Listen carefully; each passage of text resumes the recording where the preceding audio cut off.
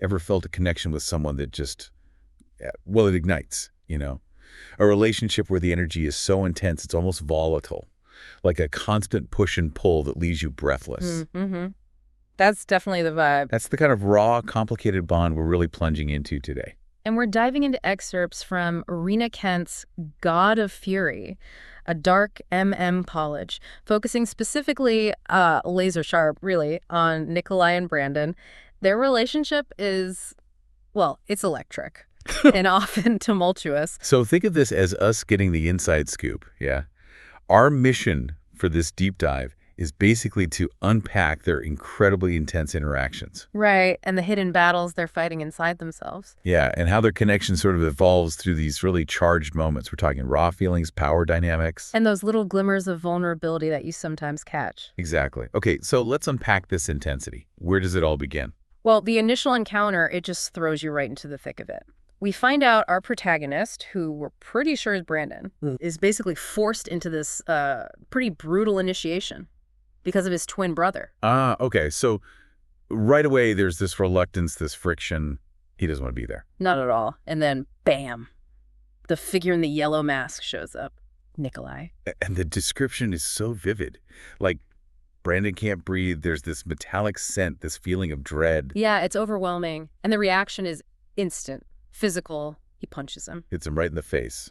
Definitely not your standard meet cute, is it? Not even close. And what's immediately clear is the power dynamic. Even without, like, a weapon, Nikolai just radiates this nefarious energy, you know? It sets him apart. Totally. So you have this initial dominance from Nikolai, and then Brandon's equally physical rejection. That kind of sets the stage for their whole push and pull. But it doesn't stop there, does it? Yeah. There's that chase behind the bushes. Oh, yeah. Which is just this bizarre mix of aggression and, well, it almost feels like playful goading somehow. With the mask and the blood, Nikolai keeps asking, what am I? It's creepy. It is. It suggests this, like, twisted curiosity, a need to provoke Brandon. It's intimidating for sure.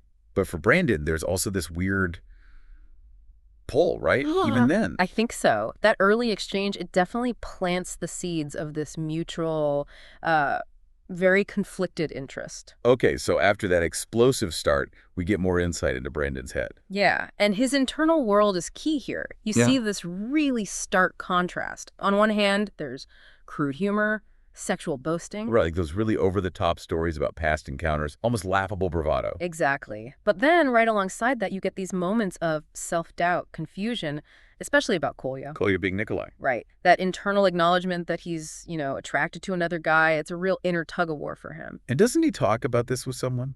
With Kill? He does, and that conversation really highlights the struggle. Kill sees attraction to guys purely through this lens of, like, power and exploitation. Using them. Basically. Whereas Brandon seems to be grappling with something, well, maybe more genuine, a dawning awareness that really challenges how he saw himself before. It makes you wonder, doesn't it?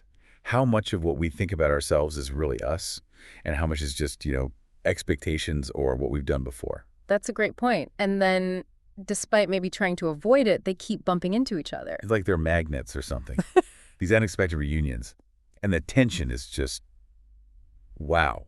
You can feel it. You really can. And Brandon actively tries to get away, doesn't he? Avoids eye contact, literally runs sometimes. Yeah, but Nikolai seems to almost enjoy closing that gap. He keeps pursuing. Relentlessly, almost. And Brandon's reactions are so telling. There's annoyance, obviously. Sure. But also these involuntary physical responses. He's undeniably aware of Nikolai. Even when they fight, like physically fight. When Nikolai has him pinned down. Exactly. His internal thoughts. Give me fucking more? Fight me. It reveals this really confusing mix, resistance, but also this clear, maybe unwanted attraction. It's fascinating how their hostility seems to be fueling something else entirely. It really is. And it's not just in those intense one-on-one moments either. We start seeing sparks of jealousy, possessiveness. Oh, right. Even when they're just around other people. Yeah, like Nikolai's reaction when Brandon's with Clara. Mm-hmm. And Brandon feels it too, right? When Nikolai's interacting with someone else, there's this discomfort. Totally. It's like they're subconsciously staking a claim, marking territory, even though they haven't actually, you know, established anything. It just highlights the contradictions, doesn't it? Absolutely. They push each other away, verbally, physically, try to keep their distance. But they just keep getting drawn back into each other's orbit. It really suggests there's something deeper going on, maybe something they aren't even fully conscious of yet, or maybe something their conscious minds are still fighting against. And beneath all that tough guy stuff, the aggression, we do start to see cracks, right? Little moments of vulnerability. We do. You see Brandon's reaction sometimes when Nikolai teases him, it hits a nerve. And Nikolai himself, you sense his own internal battles, the anger, the need for control. These little glimpses suggest there's more going on than just the bravado they project. Definitely. And physical touch becomes super significant between them. How so? Well, it often seems to just override their attempts to stay in control or maintain distance. A simple brush of hands, being forced into close proximity. Oh. These moments trigger really intense reactions, hinting at a level of intimacy that goes way beyond just their verbal sparring. So that physical connection becomes a way of communicating when words fail or maybe feel too risky. I think that's a big part of it, especially when expressing emotions openly is so difficult for both of them. Okay, so as things progress, the intensity just keeps ramping up. Oh, absolutely. The power dynamics in their physical encounters are still very much there, and Brandon's internal conflict resisting versus being drawn in gets even stronger. And we should mention, there is explicit sexual content in the source material. Yes, there is. And it's clearly tangled up with a lot of emotional turmoil. For Brandon especially, you see these self-destructive behaviors afterwards. As a way to cope. It seems like it. A way to deal with the aftermath, perhaps the shame or confusion he's feeling as he navigates these really intense, unfamiliar feelings and desires. It's a critical stage for understanding just how deep their inner conflict goes. But it's not all just like explosive raw conflict, is it? Things start to shift a bit. Gradually, yes. You start to see a softening. They actually admit to missing each other. In text messages, right? Yeah, little hints dropped in texts. And they start deliberately seeking each other out sometimes. So the walls are starting to come down, maybe just a little bit. Bit by bit.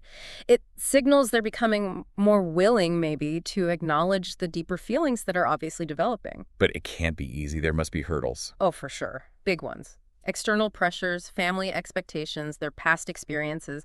These all create obstacles to them just openly embracing what they feel. Which raises that question again, doesn't it? How much do those outside things shape our ability to just accept and express who we are in relationships? It's a huge factor. But then we do get to those pivotal moments, the acknowledgments. The confessions? Yeah, confessions of love, talk about wanting exclusivity. These are massive steps for two characters who started out literally punching and insulting each other. It really marks a major turning point. Definitely. And you can tell both of them have gone through some serious internal struggles, a process of self-acceptance to even get to that point. And the epilogue snippets kind of confirm this shift, showing them in a committed relationship. Exactly, showing ongoing support for each other. It really highlights how transformative their connection ended up being. Even the tattoo that becomes this powerful symbol of their commitment. It's quite a journey from that first violent meeting. It really is. And even seeing the reactions of their families and friends, even if they vary. It adds another layer, right? External validation, maybe? Some form of it, yeah. It emphasizes that their connection, however intense or unconventional, is finding its place in their wider world. And then it all culminates in the proposal scene. Which really underscores their commitment to a future together. A future built on, well, everything they went through.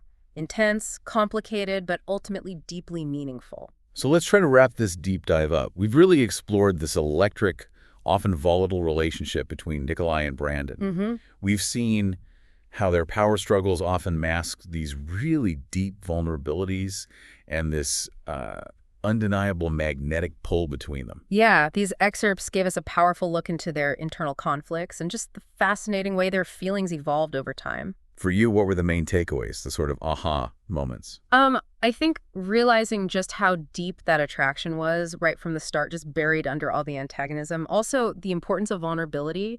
Those moments where the mask slipped were crucial for their connection. And finally, just their eventual commitment, despite everything, despite their own individual issues and all the external pressures, that felt pretty significant. Definitely. Okay, so here's a final thought for our listeners to chew on after this deep dive. Yeah. Think about how often really intense emotions, even contradictory behaviors, might actually be masking deep connections between people. And consider the courage it takes, in any relationship, to truly confront your own desires and your own vulnerabilities. What parts of Nikolai and Brandon's journey really resonated with you? And maybe, more importantly, why?